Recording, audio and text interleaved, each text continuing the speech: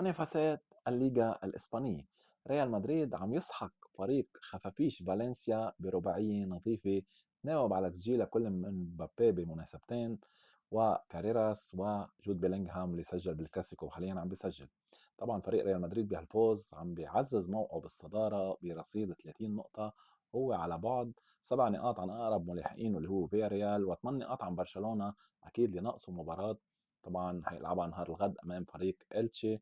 أما فريق فياريال ففاز على فريق رايو فاليكانو برباعية نظيفة أيضا، وهو حاليا بمركز الوصيف. موسم جيد جدا للغواصات الصفراء. بالمقابل أتلتيكو مدريد عم بحقق الفوز كبير كمان على فريق إشبيليا ب3 أهداف دون مقابل. طبعا جوليان ألفاريز سجل، وألمادا، وأكيد جريزمان هدف العادي للنجم الفرنسي. إذا ترتيب الليغا الإسبانية: ريال مدريد بالصدارة، ريال تاني، برشلونة بالمركز الثالث، وأتلتيكو مدريد رابع.